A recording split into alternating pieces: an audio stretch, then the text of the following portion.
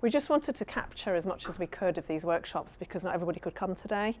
So, and also for yourselves, if you want something to watch back afterwards and have a chance to review and just look at things again, you'll have a video made. So, I'm going to be delivering 3 workshops on the theme of leadership for you over the next few weeks. So this is workshop 1, which we've called The Leader Within. And we're going to hear more about you and your roles and your jobs in just a second, but you're all leaders in one way or another. And so what we wanted to start off today was thinking about, well, how am I a leader? What is a leader? What do I mean by leadership? Who can be a great leader, and what does that look like? What does good look like? So we're going to spend some time today just having a look at that. The next couple of sessions we're going to be looking at, next week is called the leadership mindset. So that's just some things about leadership styles, what makes leaders tick, how to make you more effective. And then the week after we're going to look at some leadership skills and coaching in that last session with me. In terms of can I stand up here and talk to you about leadership? Well, I have been a leader. I have managed a team of people. I lead people in all sorts of situations. I am a coach. I am a mentor for the CIPD and also for the Girls' School Association, and was a scout leader for 30 years. So, you know, lots of different ways of working as a leader. So you all need kind of leadership and management skills, and you know, as your careers grow and develop, this is something that you'll need probably more and more as you go along. So we'll look at what we mean by leadership, and what makes a great leader. You know, there's all sorts of different kinds of leadership, so we'll look at that together.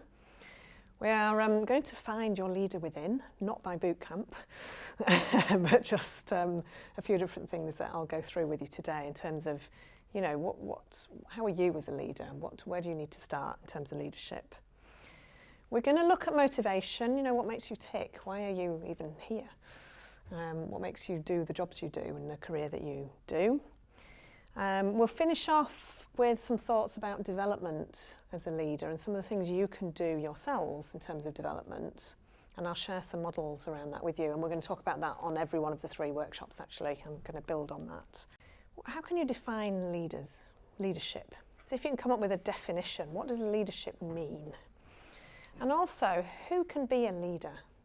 So, 2 questions. Have a little chat for a few minutes amongst yourselves. Definition of leadership, and who can make a leader? Who should be a leader? Somebody who delivers their vision by motivating the team and the people around them, not just focusing on their own developments. I like that. Delivers their vision by motivating their team. Is it? I haven't motivated you to remember. Obviously, they're going to I've been practicing all night. Any others? Like someone that can like inspire people to kind of follow them. Maybe he's somebody who's quite charismatic and understanding. Emotionally intelligent. Fabulous. Charismatic. I can spell that. We won't judge. Charismatic. What was the next one? Emotionally intelligent. So like tailoring your leadership to different people. I read somewhere that psychopaths make great leaders. And I don't know. That makes me think of Donald Trump. Even you know, you think about The Apprentice and some of those sorts of things. You look at some of those people, don't you think, really? So who can be a leader aside from the whatever percentage of psychopaths in a population? We went with the kind of happy answer of saying everyone can exhibit all of those things. It's just about whether or not you do it or not. Yeah. So absolutely anyone can be a leader.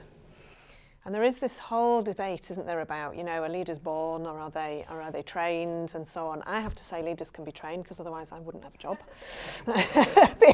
You know, I wouldn't have much to do. So people will have certain characteristics that they are born with, which might make them a good leader. But leadership can absolutely be learnt. And anybody can lead well in certain situations and in different situations. And people have different styles of leadership, which we'll talk about a lot more next week. that people respect and people like. So emotionally intelligent is absolutely one of those things currently in leadership practice. Is, you know, we have to understand what makes people tick to inspire them to follow us and to motivate them, you know, to do what we need them to do. So yeah, absolutely anybody can be a leader. And I have come across people saying, well, couldn't I? You know, well, no, I want to sit in the corner and not. I don't want to be a leader. But you know, sometimes you have to be. And sometimes our job roles require us to be. Even if we don't manage people, you might have a customer, you know, shouting at you. You might have a safety issue. There might be a project that needs to get finished. So there's any number of situations where we may need to be leaders. So yeah, anybody can be a leader, and a great leader. So we've touched on the psychopaths, but I'd like to just have a think about for a few minutes, and we'll do this in your little table groups again. Discuss some well-known leaders that you can think of, or that you think are people that you think are good leaders. And this could be your boss, could be a colleague, could be somebody that we might all know. And think about what qualities they have that makes them a great leader. What is it they do that makes them a really effective leader? Okay, let's hear a few of your thoughts then. What makes a great leader? Charisma. Charisma? Mark Zuckerberg and Steve Jobs as well. Steve Jobs. Just saying there's a certain level of relentlessness and ruthlessness sometimes, but a drive, I guess, that's above and beyond. Yeah, but it's also absolutely. sort of a negative as well if it's not in check. You might have to make tough decisions as a leader, mightn't you? You might have to sacrifice certain things, or yeah, definitely to get to that sort of level, for sure. Yeah, you might have to have, you know, difficult conversations and difficult decisions. So, yeah, any others? Risk taker? As well to be innovative, Innovative? as well to be knowledgeable. Because Yeah. I think Yeah. It's a really good point, isn't it? You can be very successful and not necessarily be a good leader of people. So I think interpersonal skills are pretty important. We've got a good list there, haven't we? So these are all traits of great leaders. So people who have made it as leaders, if you like. You don't have to be all of these, but you probably need quite a lot of these traits to be a leader. I'd like you just to think about that then for a second, a bit of kind of self-reflection, and this will lead into some of the other things that we're doing. Of some of these traits that we've just talked about, where do you think you are? You know, looking at this list, and there might be others that come to mind, where are you? Which ones do you think you already have and use? And are there some on here that you think, actually, yeah, I maybe need to keep working on those? You know, I'm young. Developing my career, there's lots of potential for me to develop. So what might I need to develop as I move forwards? Okay. So a bit of food for thought there as we move through these sessions. A couple of other things to think about then in terms of leadership. Leadership doesn't happen overnight. Well, it may be in terms of a job role. You know, you might be moved into a situation where you're leading a team and you go, there you go and get on with it. But that doesn't make you a leader. It makes you the manager of that team. Leadership really comes through a lot of things we've talked about here, but actually through honesty and commitment, you know, being prepared to get in, get the job done, share with your team, talk to your team. Being reliable, so if you say you're going to do something, doing it, making things happen, and through that, and your ability, we had some things here, you know, being able to overcome diversity, giving your team a chance to shine, trusting people, you will gain the trust and the respect of your team. So, you know, from day one, if you suddenly said, right, here you go, here's a brand new team, lead that team, they may not trust you straight away. You need to earn your leadership credentials. And that can be done through leadership skills, of course, but also by you being honest and reliable with them. And then gradually, you will earn the trust and the respect of the team. Just a few thoughts on kind of leadership versus management. Is there a difference, do you think, between leadership and management? And if so, what is that difference? Yeah, I would say so. I'd say the leader has the vision and the managers implement the vision. and they're responsible for that, but the leader's accountable for ultimately how things go. Yeah. Any other thoughts on that? I feel like the management is the hierarchy. Like management just talks about, well, they're your manager, they're above you, whereas I don't know, there could be someone who's a leader who's below me in my team. Yeah, absolutely. That's a great point, Lizzie. So, yeah, management is more about hierarchy and it's a sort of specific job role, whereas leadership is much broader than that. So, so management, for a definition, is the process of planning, leading, organising, controlling people within a group in order to achieve goals. So it's more task focused, if you like, but there may be some slight differences in the two. So management, as you rightly said, it's more around, you know, control, administration, quality, efficiency, process, you know, making things happen. If you add in some leadership thoughts around that, so perhaps leadership is more around the things in the outer circle there, so inspiring, building teams, giving focus, trust, direction, you know, raising the game.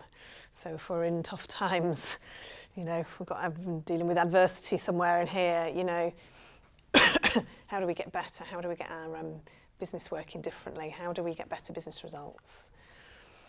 Bringing energy, clarity, action, and that kind of future orientation for the team. And you're quite right that leadership can be within a team. It doesn't have to be from the most senior people in the room, and quite often isn't always from the most senior people in the room. So I just thought I'd put a couple of things in there, because people sometimes say, well, what is the difference between management and leadership? Sometimes there is and sometimes there isn't. So just to summarise that then, leaders inspire, think, bring about change. So I do a lot of change management training. You know, you quite often have to lead people through change, so that takes certain leadership skills. Challenging the status quo, setting the pace and the vision, originating, developing things and so on. And again, as a manager, you might have to do a lot of these things, but actually your day-to-day is more around just that, you know, making your day-to-day happen. So we're just going to look in the next section at what I've called the leader within. You know, who are you as a leader? How do you find your inner leader? I'll just put Darth Vader on there because we don't know who's in there, do we? In there. Until much later on in Star Wars, for any Star Wars fans. But could be anyone in there. And I've got a clip from YouTube here that I just wanted to show you because I thought it was a really nice introduction to this. It is 12 minutes long, so bear with it, but I'll make a change from me talking.